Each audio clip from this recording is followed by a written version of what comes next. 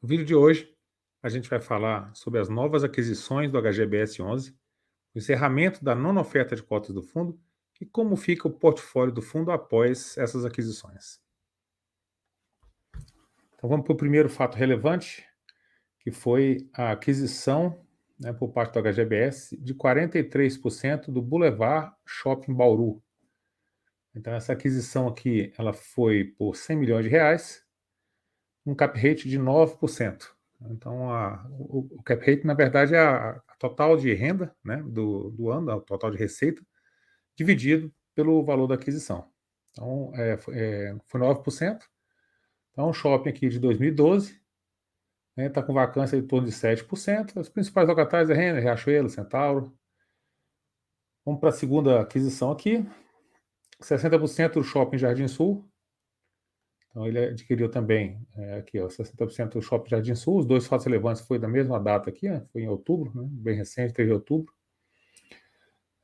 Considerando a fração ideal de 60% do imóvel, o valor foi 343 milhões, cap rate de 8,25%. Então, o primeiro foi de 9%, o segundo é de 8,25%. Então, já é um shopping mais antigo, 1990. Vacância dele, 2,7%. A vacância já é bem menor também do que do outro. Os principais locatários aqui, que são as âncoras aqui, Renner, Centauro, Fast Shop, Outback, Madeira. E aí a gente vai para o anúncio de início do fundo. Então ele precisava, o fundo estava pretendendo captar 500 milhões. Então isso aqui ele foi em agosto que ele fez o anúncio, para captação de 500 milhões de reais. E fez o encerramento agora, em outubro, falando do direito de preferência, que foi 101 milhões, montante adicional 130, então totalizou um montante aí de 600 milhões, atingiu o montante total da oferta, então precisava captar 500, abriu para 500, acabou captando 600, então captou mais do que o que ele estava pretendendo. E essas duas aquisições, a última aquisição, ela foi feita com um pouco de alavancagem, que a gente vai dar uma olhadinha. Então aqui relatório gerencial do fundo. Então, o valor de mercado 2,3 bi, valor patrimonial em torno de 2,2 bi, então o mercado está um pouquinho acima. É um fundo bem antigo, de 2006, e a gente vai fazer uma comparação com ele. O relatório faz essa comparação aqui da rentabilidade do fundo. Taxa de administração de 0,6%. Então, você pega o cap rate, desconta a taxa de administração, você vai ter em média a lucratividade do shopping. Então, 9 menos 0,6 vai dar 8,4. O outro 8 e pouquinho, menos 0,6, 7 e qualquer coisa, 7,6. Que a gente vai ver agora aqui, a variação do faturamento do setor do ano anterior. Então, durante 2020 aqui, teve uma queda de 36% de faturamento por causa da pandemia, e depois ele foi se recuperando, Então, o setor está se recuperando aqui depois do advento da pandemia. Vacância mediana no Brasil, então a gente viu lá, um dos shoppings 2,7 vacância, o outro 7 e pouquinho. Então, a vacância média é 5,5. Então, comprou dois shoppings, os shoppings lá, um com vacância um pouco mais alta, outro com vacância mais baixa, mas está na média aqui, a vacância mediana aí do Brasil, na faixa de 5, 5 e pouco. E aqui tem o NOI por metro quadrado, Então é uma informação importante para você ver como é que é a rentabilidade de cada ativo. Então a Edge ela faz a estratificação de shopping por shopping aqui. Então o preço por metro quadrado, a gente vê que o Parque Dom Pedro, por exemplo, tem 124,80 por metro quadrado de NOI, de resultado operacional. O Jardim Sul aqui, 117,4. O Vila Lobos tem uma rentabilidade bem mais alta, 211. E o Goiabeiras aqui, para compensar, está dando prejuízo, menos 19. Qual que é o NOI médio por metro quadrado do HGBS? R$ 77,00 em média. Então, aqui, passando aqui, tá. Proposta de aquisição da fração ideal do Shopping Capim Dourado. Esse Capim Dourado também foi adquirido, 181 milhões, cap rate 9,25. Então, as últimas três aquisições foi com cap rate acima do que é a média do fundo, um pouco acima. O fundo vai tentar puxar essa rentabilidade um pouco para cima.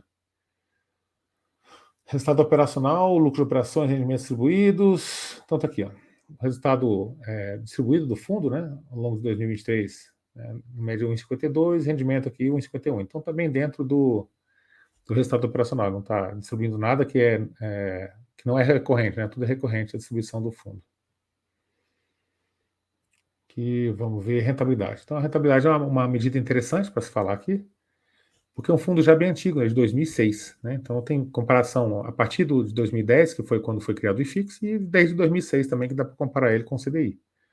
Então, a TIR líquida calculada, como é que eles fizeram esse cálculo? Pegou a taxa de retorno calculada, considerando fluxo líquido de impostos, né, que o fundo não paga imposto, né, dos rendimentos distribuídos, e o CDI também líquido, aí, descontado dos 15% de imposto. Então, como é que ficou a conta aí? Ó? Retorno total bruto do FII, né, do shopping, desde o início, 364,6, contra o IFIX, 221. Esse período aqui, ó, comparado com o IFIX, é desde 2010.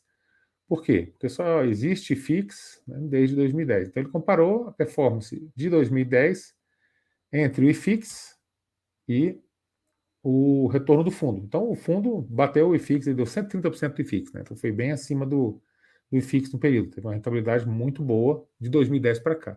E ele faz também a comparação com 2006. Né? Então a rentabilidade acumulada de 2006. De 2006 para cá, a rentabilidade acumulada do fundo foi 780. Como não tinha IFIX, ele faz a comparação aqui com o CDI. Né? Então, o CDI é o herói de muita gente, né, digamos assim. Então, o CDI acumulado, ele vai ficar aqui, ó, em base aqui nos 430% aqui mais ou menos, contra 780, ó. Ó, CDI, desde o início, né, deu 430, descontados 15%, 367. E o HGBS, 780. Então, deu 360 vezes 2, 370 vezes 2, né, o dobro, né? Então, o HGBS bateu longe fixo. Né? Tem muita gente que critica, fala, não ganha do CDI, não ganha do PCA mais 6, né? Você pega esses fundos que são mais antigos e que eles têm esse cálculo que traz a rentabilidade, né, do histórico completo, você vê, né, que realmente bons fundos, né, eles ficam bem acima tanto do CDI quanto do IFIX, quando você pega uma janela longa. Você pega a janela curta, pega o período de pandemia, ele perdeu, né, 2 anos, 3 anos e tal, teve uma queda muito grande. Mas quando você pega uma janela longa, que você pega vários períodos, taxa de juros alta, baixa, né, normalmente esses bons ativos, eles superam, né, os benchmarks dele.